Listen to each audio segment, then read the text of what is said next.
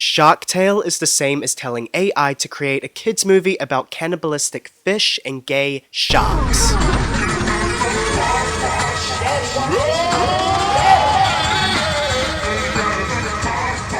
Hey guys, welcome back to my channel. If I sound a little sick, it is because I am still in recovering mode, but YouTube has no sick day policy, so I get no off day. So in my last video, I covered the hot mess that was the 2005 Kids' Choice Awards, and in that video, I was reminded of the iconic yet underappreciated movie Shark Tale. I wanted to make a video covering an unappreciated movie, so I went to my YouTube community and asked you guys whether you would like to see a video on Shark Tale or another iconic movie, Chicken Little. Shark Tale got more votes, but the vote was pretty evenly split, which scared me a little because I feel like now I'm disappointing 45% of my subscribers. But to that other 45%, Chicken Little is definitely coming next. So today we are talking about Shark Tale. I got a little blue going on because, you know, ocean and stuff. This was the 9th highest grossing movie of 2004. This movie made over $374 million. Alright, so let's dive into Shark Tale. The movie starts with the DreamWorks boy casting a fishing line with a worm on the fish hook. It lands in the water and a friendly shark called Lenny comes to save the worm, while his brother Frankie watches unimpressed. So Lenny the shark is voiced by Jack Black, and I did not realize this until the end of the film because it sounds nothing like Jack Black. Hi, I'm Lenny. The voice that Jack Black makes is definitely not his natural voice, but it is intentional, and we'll talk more about this later. The sharks swim away, and Frankie is singing the Jaws theme song, making the movie canon in this universe. Don't. We then get to see the setting of this film, Southside Reef. It's a Times Square equivalent, so we get to see a bunch of brands that have become Fish-ified. I assume all of the writers sat around a table and brainstormed which real-life brands to parody. They came up with some good ideas and some that are completely impractical, and they should have come up with something better. I'll start with the good ideas. Coral Cola. And that's where it ends. I feel like fish drink, right? And if they were gonna drink, they're gonna drink some Coral Cola. Now let's get to the bad ideas. So we get some apparel parodies. We've got Old Wavy, which is meant to be Old Navy, and Gup instead of Gap. Now I get it, they're fish and ocean puns, but the problem is that apparel does not make sense in this universe. Why? Because in the entirety of this film, we don't get to see a single character wearing clothes. Another bad idea, Fish King. So it's obviously a parody of Burger King. How are you? Yes, are you guys hiring today? Why did they not call it Kelp King? I feel like the fish in this universe would eat kelp. Make it Kelp King. Burger King makes burgers, which means that Fish King makes fish, which is implying that the fish in this universe eat other fish. This is the first of many clues that there is cannibalism in Shark Tale. And like there were so many other ideas, why couldn't they make a parody of Starbucks and call it Starfish? What about KFC, but instead of Kentucky Fried Chicken, it's Kentucky Fried Kelp? You know what I mean? We then get to see a reporter fish called Katie Current, voiced by Katie Couric. I wonder why. Good morning, Southside Reef. I'm Katie Current, keeping it current. Then tell the rest of the city that the sharks have gone, so it's safe to come out of hiding. Fun fact, in the Australian release of Shark Tale, this character is voiced by Tracy Grimshaw, which is an Australian reporter. Good morning, Southside Reef. I'm Katie Current, keeping it current. I'm not going to do a deep dive into the functional realism of the Shark Tale universe. I mean, they have technology, cell phones, a functioning car wash. However, I will do a quick summary of Southside Reef society. So first off, this is definitely a capitalist society, as you can see from all of the brand advertisements. The Reef also has a currency, which is clams. This is also a class society. The higher up you are on the Reef, the more rich and famous you are. I'm not a marine biologist or anything, but I feel like the higher up you are on the reef, the more prone you are to like a shark attack. So wouldn't the rich and famous want to pay to be like lower into the reef for protection?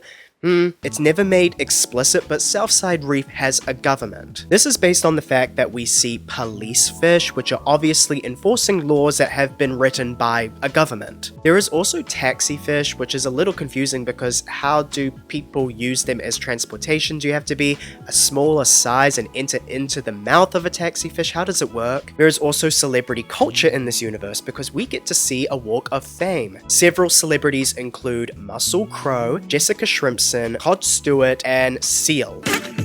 Just for fun, more celebrities that I thought about were Gillian Anderson, Billy Eye Fish, and Kelpie Clarkson. Now, the most concerning part about Southside Reef is their legal position towards cannibalism. There is a restaurant called Sushi Bowl that is having its grand opening. No one is in the restaurant, which implies that no fish wants to eat another fish. However, the fact that the restaurant is there and it exists implies that the government permitted it. This means that cannibalism is legal but frowned upon in society. Another big question I have is, where did the sushi chef get the fish meat? Did he murder a bunch of fish and the government just allowed him to do it? Are they already dead fish and he uses carcasses? What is the process? Okay, getting back to the movie, we are now introduced to our protagonist, Oscar, voiced by Will Smith, a blue streak cleaner race that dreams of having a lifestyle of the rich and famous. A behind the scenes video with the animators confirms that the character designs were based off the voice actor's features. I mean, I can see a resemblance to Will Smith in this. We also get introduced to a side character, Crazy Joe the Crab, who wants to be Oscar's financial advisor. Now that you live in that great penthouse, can I be your financial advisor? We then go to Oscar's workplace, the Whale Wash, where Oscar works as a tongue scrubber with Carwash playing in the background.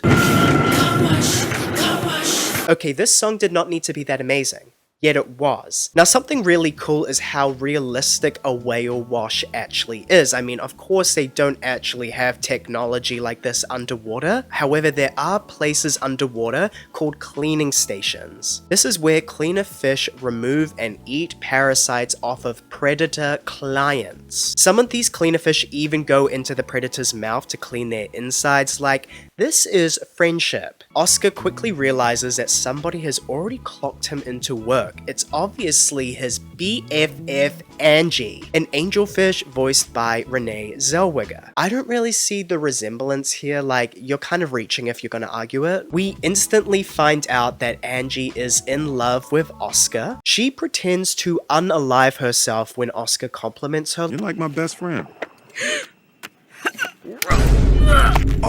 Girl, hold the dramatics. Oscar then gives Angie a Kelpie cream. Have you ever had a Krispy Kreme?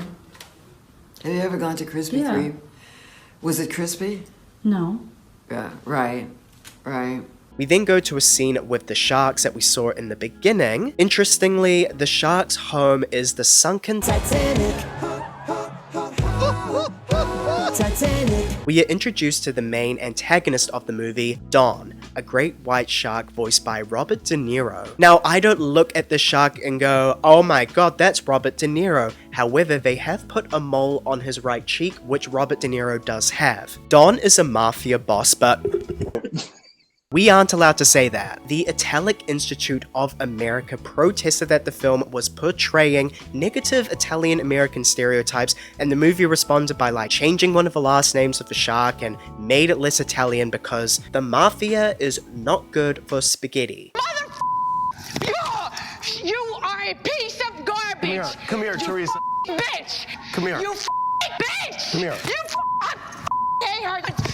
She's a We should be supporting spaghetti and tiramisu, not mafia and gangsters. Don feeds his pet piranhas, which makes me wonder, can fish have other fish as pets? And then we find out that Squidward is in this movie. I know that it's an octopus, but I'm calling him Squidward for the rest of this film. Don is talking to a pufferfish called Sykes, which is voiced by Martin Scorsese. Getting Martin Scorsese to voice act in this film is kind of strange considering that Martin Scorsese has never voice acted before. They definitely gave Sykes Martin Scorsese's eyebrows, which I guess is enough for the audience to identify who is voicing him. And I think that's the crucial crucial part here. If you are casting a bunch of A-listers with huge appearance fees to be in your movie, it's to get people to fill the seats in the cinema. However, when you are watching an animated movie, it is easy to dissociate from reality, so sometimes you forget that a famous face is voice acting a character. So it's actually really smart to make the characters look like the voice actors, so it instantly reminds you that yes, we have big A-listers in this movie. Don, being the mafia shark that he is, throws Sykes across the room and tells him that Sykes owes him money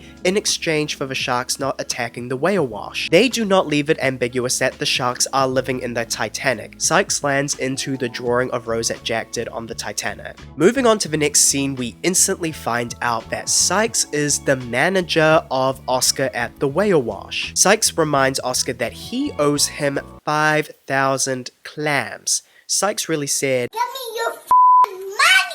It's from a bunch of IOUs, but it isn't clear what Oscar needed the money for in the past. It's also really weird for a boss to give an employee a bunch of IOUs. Sykes gives Oscar 24 hours to give him the money. Oscar, completely stressed out, confides in Angie, talking about being stuck at the bottom of the reef, being a nobody, being a loser.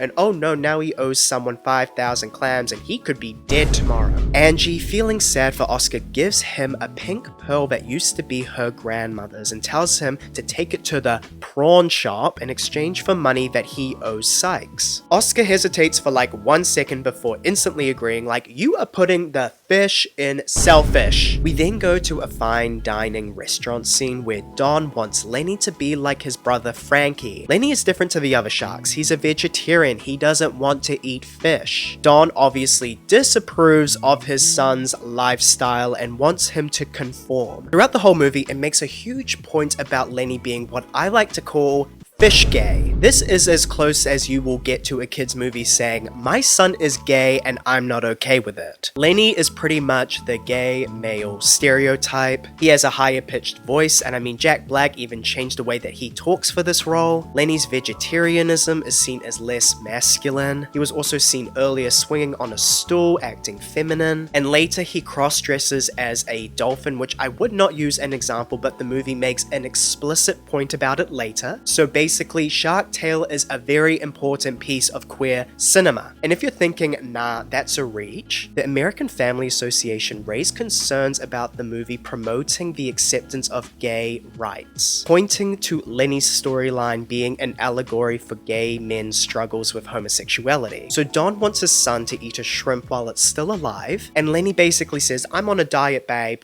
Can't touch it. The shrimp is pleading for its life. It is super sad, and then Lenny saves all of the shrimp and lets him out of a window. So his father is fuming. He's done. Off camera, Oscar prawns Angie's grandmother's pink pearl and is about to deliver the clams to Sykes at a seahorse race course. However, on the way, he overhears a couple of other fish talking about how the race seahorse, Lucky Day, is rigged to win. Blindly following this information, Oscar chooses to bet all 5,000 clams on the seahorse. The odds were so low on the seahorse, babe, to the point that if he won, he would make 1 million clams. As soon as this information is given, we are introduced to a new character, Lola, a lionfish voiced by Angelina Jolie. Now, out of all of the character designs, Lola definitely looks the most like her voice actor. Like, you can just instantly tell that that is Angelina Jolie. She's also giving Jessica Rabbit, which is incredibly important to her character. Lola is definitely the most slay fish in the whole of Southside Reef, and she knows it. Whoever created the Lola design knew what they were doing. DreamWorks wrote on a piece of paper, slay fish, and this is what they came up with. Well done, mama. And I just know that Lola was the nexus point of so many gay awakenings. So she overhears that Oscar could be a millionaire, so she decides to seduce him because she is a gold digger, made very obvious by their song choice. She's a gold digger. Did Lola really do all of that choreo before talking to Oscar? Like, imagine if someone did a bunch of flips and tricks before coming up to talk to you. Nice bet. Well done, mama. Oscar pretends to be rich so that he can have a shot with Lola, however Sykes exposes him for being poor. So Lola is like, I'm slay, you're not slay, bye.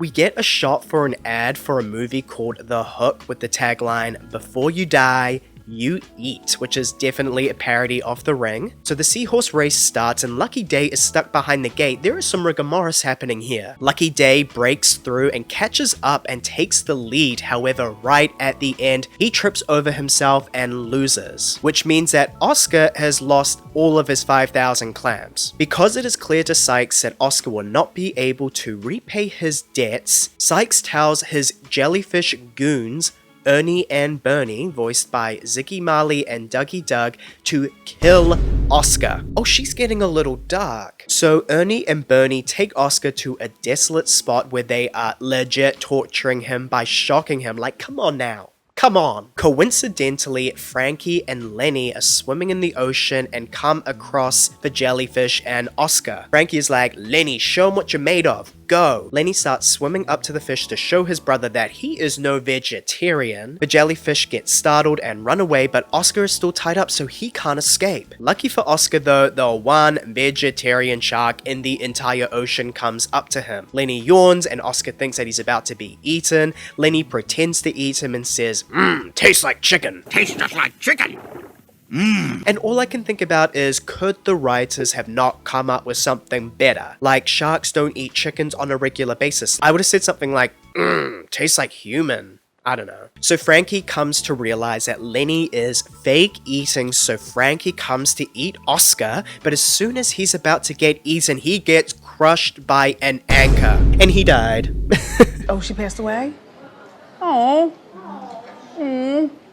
All right, MC Light. Lenny is in complete shock, so he runs away. The jellyfish come back and see that Oscar is with dead Frankie, so they think that Oscar killed him. Oscar plays along and makes up some elaborate story where he ended the shark with his bare arms. Katie Current interviews him and then he takes on the title of Shark Slayer. Fun fact, the original title of the movie was meant to be Shark Slayer, but then they changed it to Shark Tale because it sounded less violent and would be more marketable to children. Also, them using the word slay is just emphasizing my point that Shark Tale is a pivotal piece of queer cinema. Lola sees Oscar on the TV, so she is interested in him again because of like fame or whatever. Sykes claims to be his manager and Crazy Joe claims to be his financial advisor, making a callback. Oscar was so forgiving of Sykes, like, that could not be me. Like, this guy was trying to kill you a couple hours ago. They negotiate how they're gonna split their earnings, which is once again confusing to me because Oscar has the upper hand. He has information that Sykes was trying to kill him. He could have taken a bigger piece of the pie with that information. The sharks give a funeral to Frankie and they seem to have mummified him. Like, what? Did they use wet toilet paper? Like, what did they use? At the wake, Squidward pours some tea and none of it enters the cup. Who could have done this? An elderly shark then has some insightful information to give the main Don about his son's death. He then lets out a shark fart. I feel like there was a quote back in the day that every kid's movie had to have a fart joke in it. The farting shark then tells Don about the Shark Slayer. Once again, Don is absolutely fuming and wants to kill the Shark Slayer. Back in Southside Reef, Oscar is now famous. He's getting magazine covers, a Gup ad, gets a penthouse suite, and there is also a poster of a Shark Slayer video game hanging on the wall. Whoever was the graphic designer for Finn magazine deserves to be fired. I mean, the writing is behind the image of Oscar. What were they thinking? What I like about the magazines is that they also give us some more insight about society in Southside Reef. FQ magazine, which is a parody of GQ, informs us that salmon and calamari are beefing, or should I say fishing. Floating onto the Reef magazine tells us about an upcoming movie called Mice and Fish, which is a parody of Mice and Men. Crustacean magazine tells us that salmon have invaded the market. I don't think the media likes salmon. News Reef, which is a parody of Newsweek, talks about the controversial seaweed. This once again affirms my assumption that Southside Reef has a government because obviously seaweed is not legal. Also, how do they smoke? Even more interesting is that O.J. Shrimpson exists in Southside Reef and was supposedly involved in the exact same legal legal proceedings as O.J. Simpson. Reef magazine tells us that there is an ocean crusade against sushi. A crusade is about a campaign for political or social change, implying that sushi, i.e. cannibalism, is legal in Southside Reef, but there is a big push to illegalize it. Starfish magazine gives us more fish celebrities, which include Queen Lafina, Janet Crabson, and Fishy Martin. Teen Fish gives us more insight into the crime in Southside Reef. There is an article with the title, How the Hermit Crab Trade Department Was Caught in a Scandal of Black Shrimp Traffic. I don't know what that means, but crime. Back to the film, Angie comes to the penthouse and gives Oscar a lava lamp as a gift. Oscar then gives Angie back her grandmother's pearl with interest. Oh, he's rich. He's depositing Trump checks. I was running to the bank, sweetie, and depositing a Trump check. When Angie sees the box, she thinks that Oscar is going to propose to her. She is acting more delusional than Luann in The Real Housewives of New York season 8. He wants to marry me. Lola then comes out to interrupt their conversation. She is such a gill blocker. A fish then comes into the penthouse scared of a shark that is in the area. All of the fish freak out, including Oscar, who acts like a wuss, hiding behind Lola. But then he realizes that he has to engage the Slay in Shark Slayer and goes off to kill the shark. As Oscar is hiding from the sharks in some seaweed, Lenny is conveniently hiding in the exact same place and scares Oscar. Lenny explains that he is hiding from the shark slayer, not realizing that it is Oscar. Some fish taggers are around the corner, completely unbothered by the threat of a shark attack because they feel protected by Oscar, revealing him to Lenny as the shark slayer. Lenny then begs Oscar to let him stay with him to avoid returning to his father. Oscar agrees and takes him to the whale wash storage locker. Inside, Lenny comes out to Oscar. As a vegetarian, of course, and Oscar reacts by laughing, not because being a vegetarian gay shark is funny,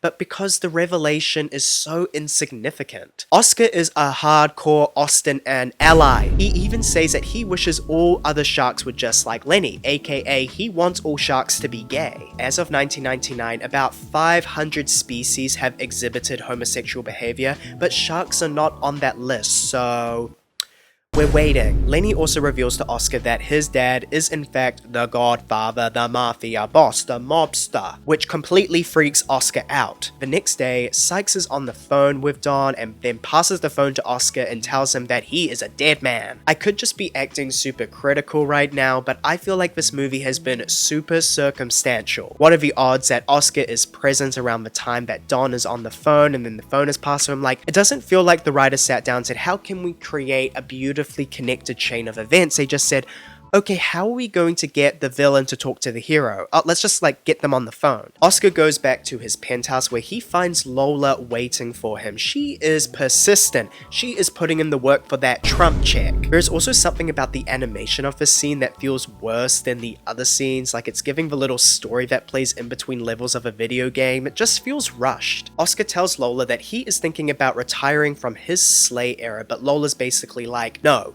slay harder, better, faster, stronger. Oscar then goes to check up on Lenny, but Angie is there, so she finds out about the lie.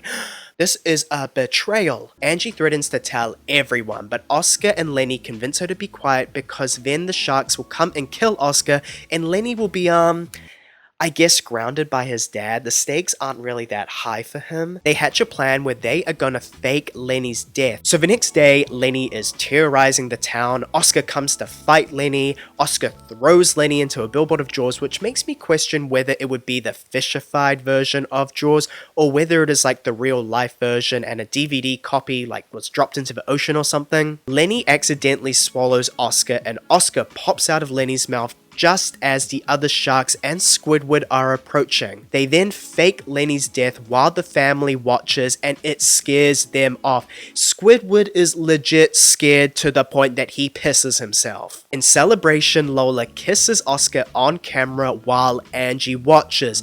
absolute betrayal. Oscar, Lenny, and Angie then celebrate in private, but then Oscar and Angie get into a fight about Lola not loving him for the right reason. This makes Angie confess her love for Oscar. Lenny interrupts the moment by showing off his new disguise as a dolphin. After the big fight, Oscar revisits his old part of town, reminiscing about who he used to be before returning back to his penthouse. Oscar is sulking on his balcony, and then we see a hemorrhoid ad. Ew. Lola then comes outside and shows off her true colors by calling Angie a bottom. Not all my friends. You mean that little bottom? This movie is so gay. Lola is in psychic mode. She's like, what? Did she like confess her love for you or something? Well, obviously you don't feel the same, right? And then Oscar's like, no, I do actually. I'm breaking up with you. This makes Lola enter major slay villain mode and beats Oscar up. Well done, mama. The next day, Oscar buys Angie flowers and chocolates and then goes to find Angie. But she's gone, girl. Squidward conveniently calls the phone at the whale wash and tells Oscar that she has been fish napped. Squidward basically says, Oscar, you better get your tail over here or Angie will be sleeping with the fishes. The dead ones, which they obviously had to clarify because in this universe, swimming with the fishes is just normal. So, because of this phone call, Sykes finds out that Oscar isn't actually a shark slayer. They just make a point of that. Oscar goes to the Titanic and they have a meeting with the apex predators who are terrified of Oscar. Lenny is still in his dolphin disguise, so is with them, and I don't know, the disguise just is not good enough for his dad to not recognize him. Don comes into the room and gives off a whole speech, and then Angie is found to be tied up under a silver platter. And then we get the secret villain reveal. Lola reveals herself as working with the sharks because she wants to get revenge on Oscar for breaking up with her. Revenge. But now I'm just confused, like how did she execute this plan? Like how did she go up to the sharks without being eaten? And my little frame and my sweet little girl voice, it exudes something in people. And did she kidnap Angie? Did she tell the sharks to go kidnap Angie? And is Lola's revenge plan just to see Angie get eaten by sharks? Like, what is the end goal? I feel like this was a missed opportunity with her character, like they could have given her a great motivation. We already knew that Lola was superficial, all she cares about is being rich and famous, and when Oscar broke up with her, she was losing her status, right? So wouldn't a good motivation for her to be like striking a deal with the sharks where they kill Oscar and then she can take over the role as Shark Slayer by like faking a death of another shark and then she will become rich and famous forever. Like, why don't you think about that? Because sure, she looks slay right now, but her actions are giving more Carly Kloss looking camp right in the eye. So Oscar pretends to not have any care for Angie and tells Lenny to fake eat Angie. Oscar gives a victory speech about outwitting the sharks, but because he is taking so long gloating, Lenny throws up Angie, which reveals to his dad that it is Lenny. Don is still a little confused about what is happening. He thinks that Oscar has somehow forced Lenny into dressing like a dolphin. Don starts to chase Oscar, but Don gets stuck in a window, and the shrimp that we saw earlier that were about to be eaten by him come back and attack him. Oscar swims to the whale wash with Don on his tail. Oscar tries to trap Don in the whale wash, but Lenny pushes him out of the way and gets stuck himself. But then after a little more chasing, Don gets properly trapped and has to brush his teeth. The crowd cheers, and Katie Current comes to interview him as a double shark slayer. Oscar reveals that he lied and tells the truth about how Frankie died, so he is in fact not a slay. Oscar then lectures Don about loving Lenny for who he is regardless of what he eats or how he dresses, alluding to something. I love you, son, no matter what you eat or how you dress. Bringing up how Lenny dresses is a little like, I don't know, it was a disguise. He wanted to hide from his dad. It wasn't like he wanted to dress up as a different species for the rest of his life. The writing kind of alludes to it being like his dad is accepting him for cross-dressing, but it was a disguise. So Don finally accepts his son for who he is. Oscar then apologizes to Angie, telling her that he is nobody without Angie, which ends in a big kiss. Don then confirms that the fish in the reef are now safe from being eaten, which is great and all, but what about other sharks in the ocean? Also, what are the sharks meant to eat now? Like, this opened up Pandora's box. Oscar then becomes the manager of the Whale Wash as Carwash plays with Missy Elliott Fish and Christina Aguilera Jellyfish coming out to sing. You might not ever get rich. The fish looks like Missy. The jellyfish looks nothing like Christina. The sharks then become customers of the Whale Wash, so business is booming, and that is the end of Shark Tale. But then we get a mid-credits scene where Lola comes to Oscar's penthouse to try and win him back, where she is welcomed by Crazy Joe. You'd have to be crazy not to take me back. Did someone say crazy? You know what?